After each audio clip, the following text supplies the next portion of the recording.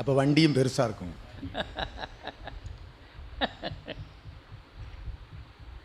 4 சக்சனுங்கிறதுல கேட்கலையாக்கும். கேளுங்க. அத்துணை கேள்விக்கும் ஒரே விடையாக அகத்தியன் வழங்குகின்றோம். வினவு: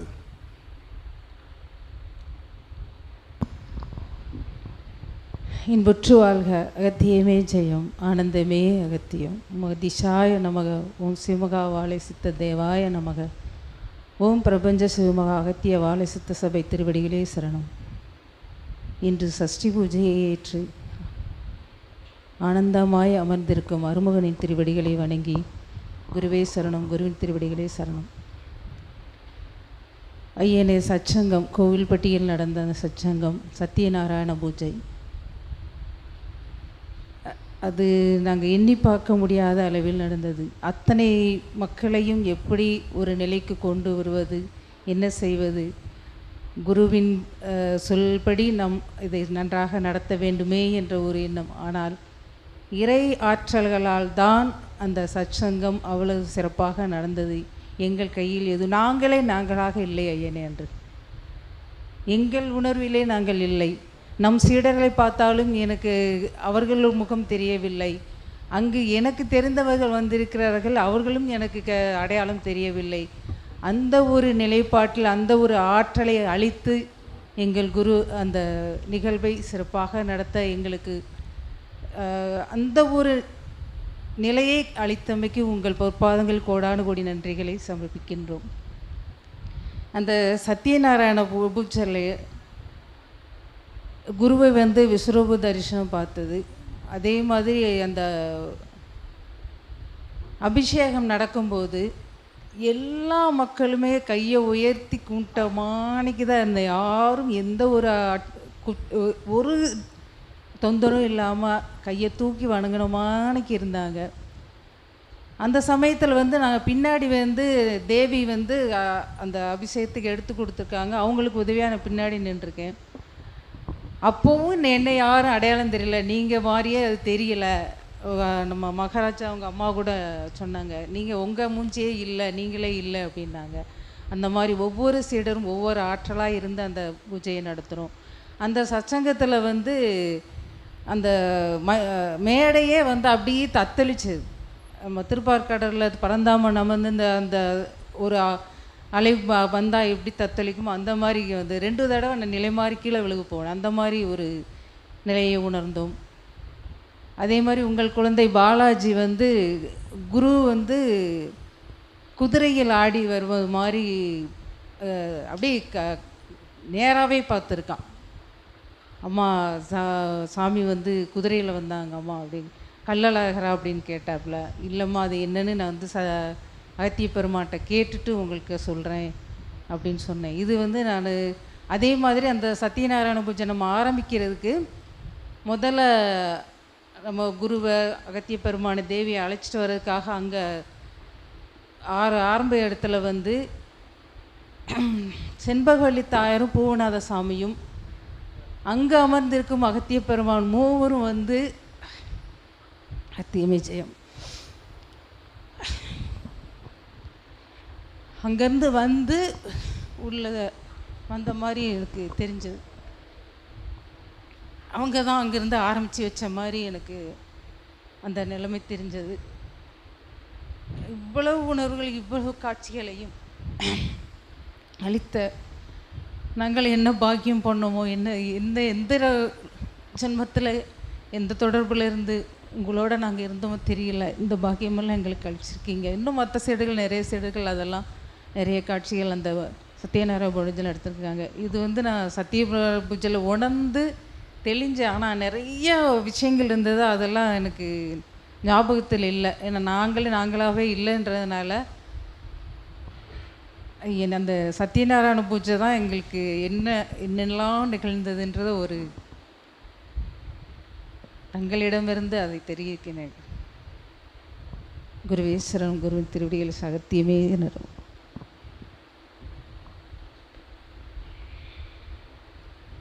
அனைத்து நிலைக்கும் நடந்த அற்புதங்கள், அதிசயங்கள், அபூர்வங்கள் ஒவ்வொருவரும் அவரவர்கள் நிலையில் இல்லை.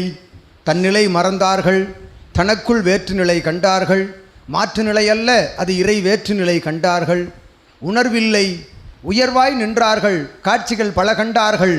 அனைவரும் ஒரு நபர் இடையிடாது, ஒரு நபர் கூட இடைவிடாது காட்சிகள் கண்டார்கள். உயர் சீடர்கள், முதல் நிலை கண்டோர்கள் எல்லாம் வியந்து நின்றார்கள். சித்தனோடு கலந்த சீடர்கள் எல்லாம் உயர்ந்து நின்றார்கள். எதற்காக? பிரளயம் நடந்தேறியது, பிரபஞ்சம் நடுநடுங்கியது. விண்ணுக்கும் மண்ணுக்கும் நின்றான் பரந்தாமன். சங்கு சக்கரம் ஏந்தி நின்றான், சத்திய நாராயணனாய் நின்றான். எதற்காக? யாரால்? எவரால்? எவ்வாற்றலால்? எதற்காக நின்றார்கள்? சிவமகா வாழை சித்தம் என்னும் ஒரு பேராற்றல் அத்துணையும் நிகழ்த்தியது என்று அகத்தியன் ஆசி வழங்குகின்றோம். ஓம் அகத்தீசாய நமக. இதுகாரும் சித்தனும் பாம்பாட்டி சித்தனும் யாமும் திருமுருகனும் உரைத்த ஆசியில் சிவபெருமான் உள்ளிட்ட அத்துணை கணங்களும் உரைக்கின்ற ஆசியில் என்ன கூறுகின்றார்கள்?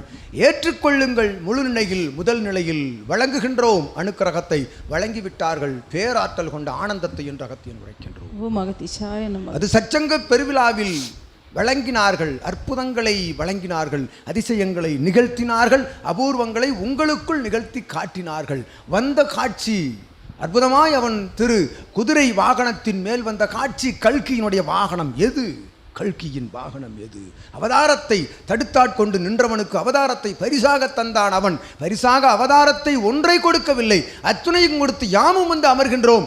பற்றாக்குறைக்கு சத்திய நாராயணனாயும் வந்து அமர்கின்றோம் என்று இடையும் மேலுமாக இழுக்கின்ற அற்புதமான ஆற்றல் கொண்ட அடையாளத்தை கொடுத்து அமர்ந்திருக்கின்றான் அவன். எதற்காக? யாரால்?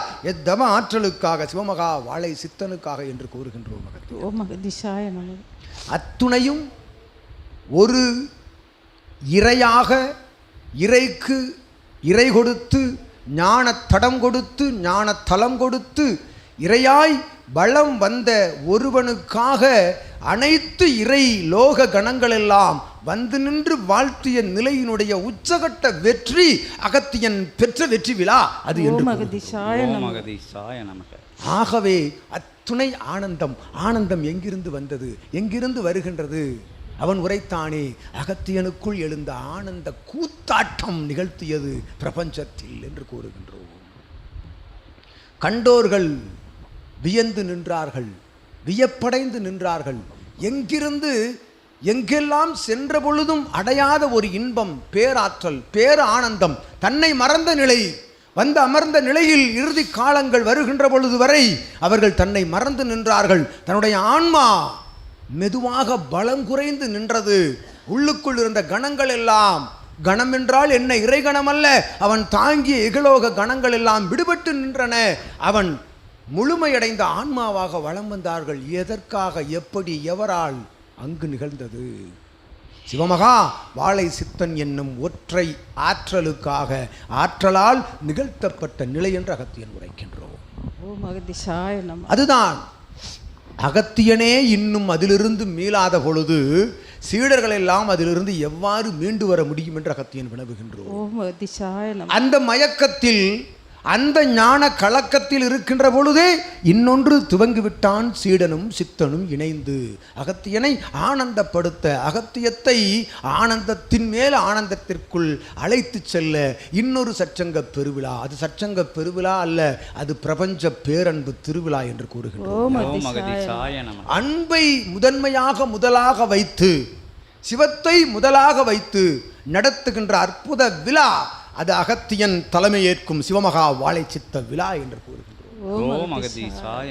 கணங்கள் இங்கு கூட கணங்கள் உள்வர இயலவில்லை, இடம் போதவில்லை.